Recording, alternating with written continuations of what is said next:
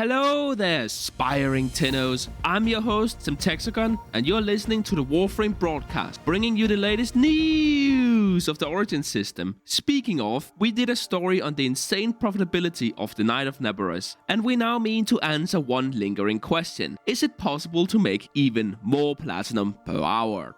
You guys overwhelmingly wanted to see this topic covered. You, dear viewer, have the power to influence what topics we cover by participating in community posts or even by suggesting all new topics over on the Discord. Yes, the Hexagon network does have a Discord. It's called Humble Wanderers. Link in the description.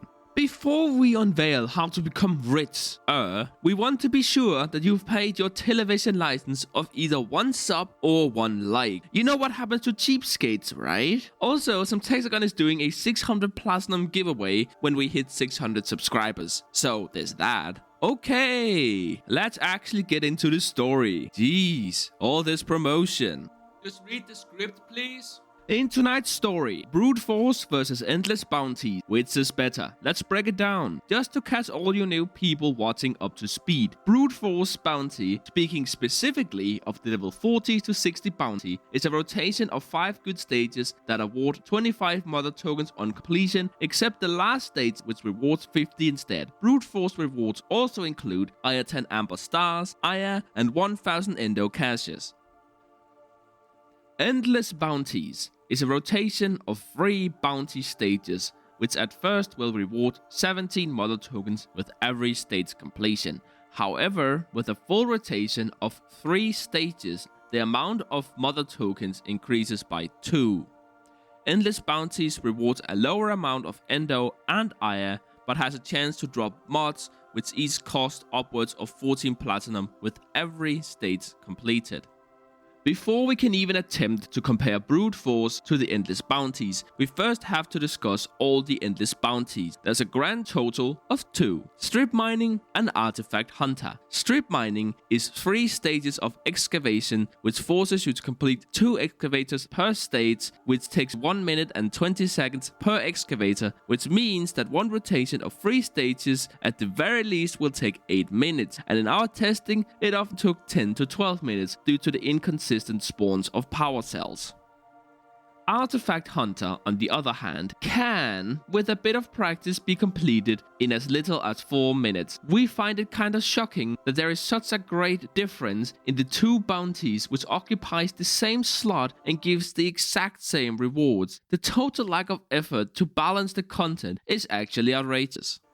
Now, I have to warn you, there seems to be a mishap in DE Spaghetti. Between round 20 and 23, the Endless Bounties can straight up stop giving any rewards, including mother tokens. This was brought up on Reddit on the 2nd of September, so we're not counting on it getting fixed anytime soon. We will therefore resort to making 2 comparisons. One after 20 rounds of Endless Bounties, or about 1.5 hours, or one after 50 rounds. Back down to brass tacks. Mother token. How many are you going to get? Assuming we do 20 waves of Endless, this will net you 2,474 mother tokens, or just about 50 Exodia Contagion, unranked obviously.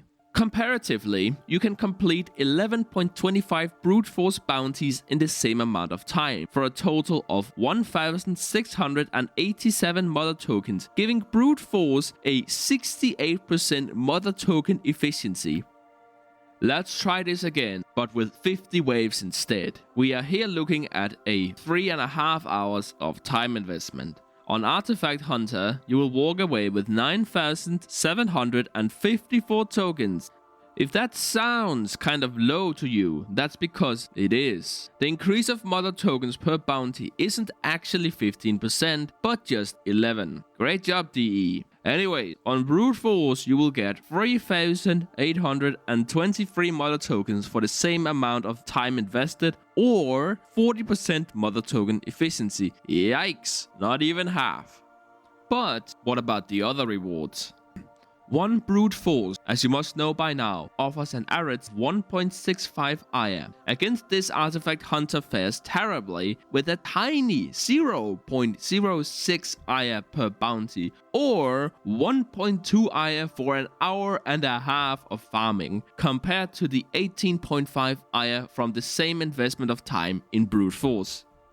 But what about Endo? Brute Force comes in just shy of 14,000 for that hour and a half of farming, versus the 6,550 from Artifact Hunter. But let's not forget that the Endless Bounty offer unique rewards in the form of valuable mod, Jugulus Carpus, Saxum Carpus, Canis Stinger, Jugulus Spine, and finally Saxum Spittle. Taking the price on Warframe.market and deducing it by the drop chance, we get the average value of each full bounty. It would seem that these additional rewards are worth 9 platinum on average per full rotation, or 202 platinum over 1.5 hours farming. Comparing our findings today, we get Brute Force coming in at 3,711 from Mother Tokens, 316 from Aya, and 229 from Endo, giving us an insane 4,256 platinum for 3.5 hours farming. On the Endless Bounties, we have 9,754 from Mother Tokens, 150 from Endo, and 444 from valuable mods, giving us a whopping total of 10,304 from 3.5 hours farming. This is of course with investment, assuming that you put aside your rewards in terms of arcane contagions and let them appreciate in value. And even if they only appreciate half of this amount, you'll still be sitting with just shy of 5,000 platinum for 3.5 hours of farming, which I would say is still pretty damn good. So, if you're only after Mother Tokens and that long-term reward, Endless is better even in its broken state. If you cannot live without Aya, even if Aya seems to be a little overrated at the moment, then it's Brute Force all the way. But that's everything from us here in the studio. Check in next time when we check in with Syntexagon's new Prime liquidation service.